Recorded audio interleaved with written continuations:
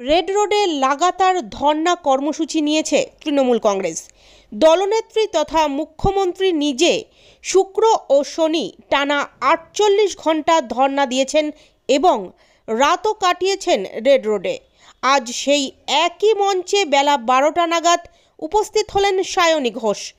প্রসঙ্গত, কেন্দ্রীয় বঞ্চনার প্রতিবাদে ৪৮ ঘন্টা ধর্নায় বসেন তৃণমূল সুপ্রিমো মমতা বন্দ্যোপাধ্যায়। ধর্নার প্রথম দিনেই মমতা বন্দ্যোপাধ্যায় ঘোষণা করেছিলেন টানা ১৩ তারিখ পর্যন্ত কেন্দ্রীয় বঞ্চনার প্রতিবাদে তৃণমূল কংগ্রেসের এই কর্মসূচি চলবে। গতকাল শেষ হয়েছে তৃণমূল সুপ্রিমোর ধর্না। পূর্ব নির্ধারিত কর্মসূচি অনুযায়ী আজ সকাল থেকে ওই একই মঞ্চে তৃণমূল যুব কংগ্রেস ধর্নায় বসেন সায়নী ঘোষের নেতৃত্বে। এদিন ধর্না মঞ্চে উপস্থিত ছিলেন প্রিয়দর্শিনী ঘোষ সহ অন্যান্য যুব কংগ্রেসের নেতৃত্বরা। আপনাদের কাজ হচ্ছে মানুষের সেবায় নিয়োজিত থাকা। আপনাদের মুখগুলো এমনিতেও এত সুন্দর না যে শুধু মুখ থেকে ভোট দিয়ে দেন। সুন্দর হলে তাও আমরা ভাবতে পারতাম একজন যে আর মুখটা সুন্দর দিয়ে একটা ভোট দিই, কিন্তু সেইভাবে তো ভোট হয় না। আর ভোট যদি হতো তাও আপনারা পেতেন না। তাই আপনাদেরকে আমাদের অনুরোধ, আগামী দিনে যতটুকু দায়িত্ব ২ মাস ৩ মাস আপনাদের বাকি আছে, যদি পারেন বাংলার মানুষের হয়ে রাস্তায় নামুন, তাদের আন্দোলনের সঙ্গে শামিল হন। কথায় বলে যে हम आह भी करते हैं तो हो जाते हैं बदनाम, वो कत्ल भी करते हैं तो चर्चा नहीं होता। মানে আমরা যদি কিচ্ছু করে দিই তাতে অনেক বড় বড় কথা হচ্ছে, কিন্তু চারিদিকে যেই তামাশাটা নরেন্দ্র মোদী সরকার চালিয়ে যাচ্ছে গোটা দেশব্যাপী, সেটা নিয়ে যদি আপনি কথা বলতে যান তাহলে আপনার বাড়িতে রেড হবে, তাহলে আপনাকে সেন্ট্রাল এজেন্সি ডাকবে, তাহলে আপনাকে অত্যাচারিত হতে হবে, আপনাকে চোর বলা হবে, আপনাকে তোলাবাজ বলা হবে। কেন? কারণ আপনারা বিজেপি, যারা নিজেদেরকে সর্বশক্তিমান মনে করে, তাদের বিরুদ্ধে কথা বলছে।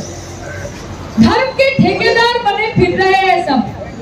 ওনারা ভাবছেন যে উপরে ঈশ্বর রয়েছে আর নিচে রয়েছে নরেন্দ্র মোদী, এবং ঈশ্বরের সঙ্গে যদি আপনাকে যোগাযোগ স্থাপন করতে হয় তাহলে ওনাকে মাধ্যম করে আপনাকে পৌঁছতে হবে। आप धर्म के ठेकेदार ना बने, आप धर्म के पहरेदार बने। इसमें हमें कोई फर्क नहीं पड़ता, কিন্তু আমরা মনে করি যে ধর্ম যার যার নিজের, কিন্তু উৎসব সবার। আমরা মনে করি ঈশ্বরের স্থান নিজের মনের মনি কোথায়। আমি মনে মনে ঈশ্বরের পুজো করব এবং বাইরে মানুষের সেবা করব, সেটাই আমার ধর্ম, সেটাই আমার কর্ম। আমার নেত্রী আমাদের সেই শিক্ষায় শিক্ষিত করেছে, আমাদের নেত্রী আমাদের সেই দীক্ষায় দীক্ষিত করেছে, যেটা বলে যে তু হিন্দু বনেগা না মুসলমান বনেগা, ইনসান কি औलाद है इंसान बनेगा।